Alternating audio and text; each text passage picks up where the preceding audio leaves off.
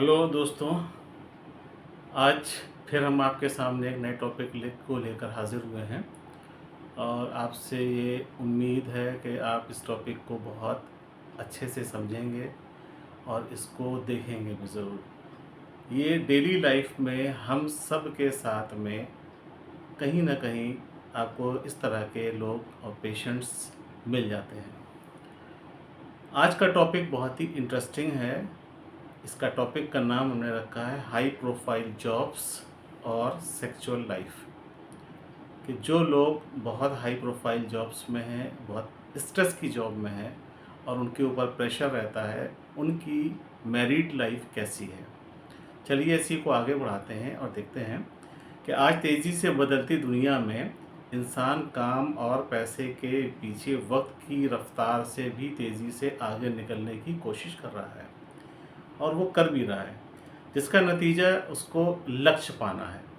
वो लक्ष्य जिसका उसने अपने दिमाग में एक बना रखा कि मैं इसको प्राप्त करके रहूँगा, और उस प्राप्ति के लिए वो अपना रात दिन का समय इसके पीछे लगा रहा है, जिसका नतीजा ये हुआ कि लक्ष्य प्राप्त करते करते जो उसके अपने टारगेट थे वो पीछे चलते चले जा रहे हैं। उनको पाने की चाहत में अपनों को भी वो खोता चला जा रहा है, जिसके कारण सुकून, चैन और ज़िंदगी की जो कंडीशंस थी वो ख़त्म होती चली जा रही हैं। उसके बदले में उसको मिलता क्या है? उसको केवल टेंशन मिलती है, ऐसी चीज़ें मिल जाती हैं कुछ ना चाहते हुए, उसमें ऐसी बीमारियां घर कर लेती हैं जिसका इलाज बहुत मुश्किल से होता है, बहुत पछतावा होता है, बाद में फिर इलाज होता है उसका। ऐसे ही टॉपिक पे हम आज बात करते हैं कि जब इंसान पैसे के पीछे भागता है, अपनी लाइफ को डिस्टर्ब कर लेता है, तो उस लाइफ से उसको क्या मिल रहा है? सिर्फ पैसा नहीं मिलता, पैसा हर चीज़ की ज़रूरत को नहीं पूरा कर सकता है। आपकी मैरिड लाइफ, आपकी सोशल लाइफ, आपकी फैमिली लाइफ पूरी की पूरी डिस्ट्रॉय होने लगती है। इसी कंडीशन को हम आगे बढ़ाते हैं, इस चेन को, और जो होने वाली समस्या है, जो डेली कहीं न कहीं हम सबकी क्लिनिकल प्रैक्टिस में इस तरह के पेशेंट्स आपको मिलते हैं। हम लोगों के पास वो पेशेंट्स बहुत देर में आते हैं। वो सबसे पहले आस-पास के जो झोला-छाप डॉक्टर हैं, नीम हकीम हैं, जो फ़ेसबुक या सोशल मीडिया पे एडवर्टाइज़मेंट हैं, जो अपने चूरन चटनी और दुनिया की चीज़ें बेच रहे हैं, पहले उनके पास जाते हैं, उनसे सलाह लेते हैं और वो समझते हैं कि इसमें कोई ऐसी औषधि या दवाई है जो हमें बिल्कुल ठीक कर देगी। चलिए आज हम बात करते हैं इरेक्टाइल डिस्फंक्शन। इरेक्टाइल डिस्फंक्शन, इसको ईडी भी कहते हैं और इसको हिंदी में नपुंसकता भी कहते हैं। यानी कि वो कंडीशन जिसमें इंसान का जो सेक्सुअल ऑर्गन है उसमें इरेक्शन नहीं आता है। उसके क्या-क्या कारण होते हैं वो हम आपको बताएँगे। ये एक ऐसी मेडिकल कंडीशन है जिसमें पुरुष को सेक्सुअल एक्टिविटी के लिए उसके सेक्स ऑर्गन या पेनिस में उत्तेजना या इरेक्शन नहीं आता है, या उसको बनाए रखने के लिए या उसको प्राप्ति के लिए उसमें दिक्कत आ जाती है। ये एक कॉमन समस्या है जो हर जगह देखने को मिल रही है। इसका संबंध जो है हमारी फिज़िकल लाइफ से, साइकोलॉजिकल और हमारी अपनी लाइफ़स्टाइल से देखने को मिल रहा है। चलिए देखते हैं कि इरेक्टाइल डिसफंक्शंस के क्या-क्या सिम्पटम्स होते हैं, उन पे हम बात करते हैं। तो सबसे पहला है कि इरेक्शन प्राप्त नहीं कर पाना। इरेक्शन यानी उत्तेजना या लिंग में तनाव ना आ पाना। उसका कारण होता है कि पेनिस में इनसफिशिएंट हार्डनेस जो होती है वो ना मिल पाए। दूसरा इसका लक्षण होता है इरेक्शन बनाए रखने में दिक्कत आती है। तो इरेक्शन तो होता है मगर पेनिट्रेशन से पहले या तुरंत पेनिट्रेशन के बाद जो है वो स्खलित हो जाता है, यानी इजैकुलेट हो जाता है। तीसरा लॉस ऑफ लिबिडो, यानी कि सेक्सुअल डिज़ायर, उसमें कमी आ जाती है। ये कमी उसमें आ जाती है इरेक्टाइल डिस्फंक्शन में है। ये सभी सभी समस्याएं कभी कभी किसी को अपनी पूरे जीवन में देखने को मिलती हैं। अगर ये समस्या बढ़ रही है और इसका समाधान नहीं हो पा रहा है तो इसके लिए आपको किसी एक अच्छे वेल क्वालिफाइड डॉक्टर से ही संपर्क करना चाहिए, जो आपकी समस्या का निदान कर सके। अगर हम इसके कॉजेज़ या कारण देखें तो इसके कॉजेज़ 3 तरह के कॉजेज़ हैं। पहला है इसका फिज़िकल अगर हमारे को पास कोई बीमारी होती है जिसमें कार्डियक की प्रॉब्लम यानी हृदय संबंधित बीमारियां हैं, उसमें है, डायबिटीज़ में है, ब्लड प्रेशर में है, इसके साथ साथ हार्मोनल इम्बैलेंस, जो शरीर में हार्मोनल इम्बैलेंस हो जाते हैं उनमें विशेष तौर से टेस्टोस्टेरोन का कम होना, लो टेस्टोस्टेरोन लेवल अगर है तो आ जाता है। अगर थायराइड की समस्या है तो भी ये सब आ जाएगा, इरेक्टाइल डिस्फंक्शन। ओबिसिटी अगर है, ओबिसिटी आज आप देख रहे हैं हर कामकाजी आदमी के लिए ओबिसिटी यानी कि मोटापा बढ़ता जा रहा है। दूसरा साइकोलॉजिकल कॉजेज़ अगर इसके देखें जो बहुत ही इम्पोर्टेंट है। फिजिकल कॉज तो आप ट्रीट करा सकते हैं, लेकिन साइकोलॉजिकल कॉज जो है लोग जल्दी ना बता पाते हैं और ना ही उनको समझना चाहते हैं।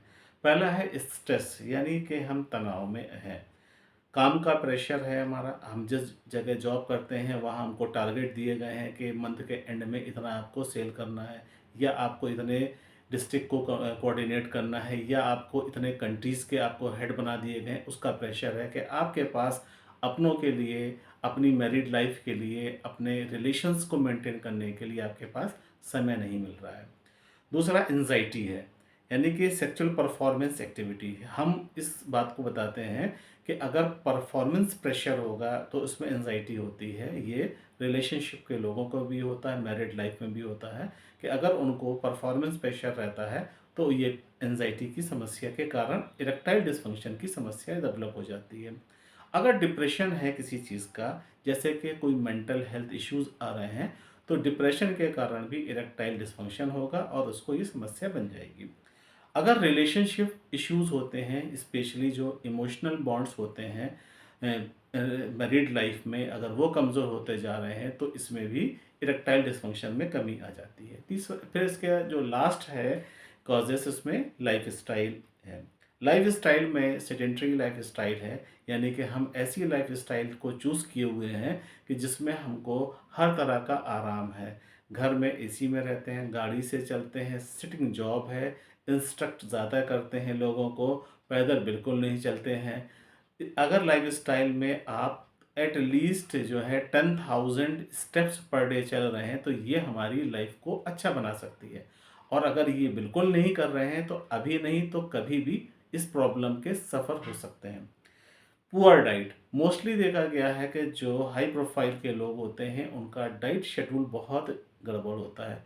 ऑफिस में ही उन्होंने छोले भटूरे, पराठे मंगा लिए, स्नैक्स मंगा लिया, कोल्ड ड्रिंक्स ले ली, तो और या हाई ऑयली चीज़ें मंगाए खा रहे हैं, तो एटलीस्ट उनका वेट भी बढ़ेगा, फैट ज़्यादा बढ़ जाएगी और भी चीज़ें बढ़ेंगी। जब फैट ज़्यादा बढ़ेगी तो उसका सर्कुलेशन भी प्रॉपर वे में नहीं होगा, तो इरेक्टाइल डिस्फंक्शन की प्रॉब्लम आ जाएगी। तीसरा आता है इसका लैक ऑफ स्लीप, जिसको हम लोग बहुत कहते हैं कि आप अपना टाइम पे सोइए, टाइम पे सोइए।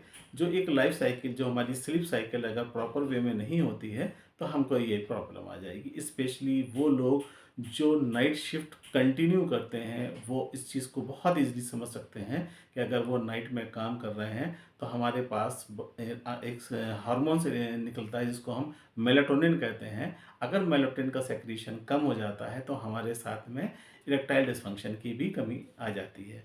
लास्टली है स्मोकिंग और अल्कोहल है।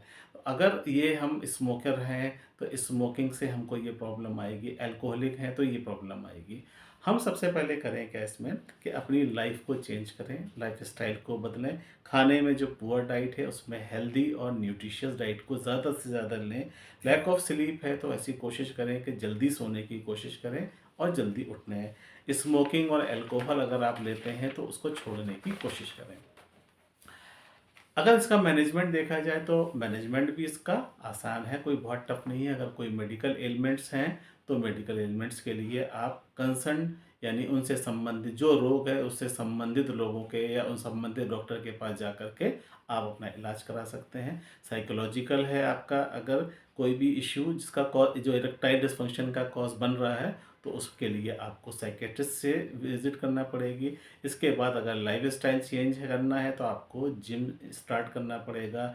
जो जिम इंस्ट्रक्टर हैं वो आपको सही सलाह दे पाएंगे। वेट को मैनेज करना है कि आप अपने वेट को मैनेज कर लिए।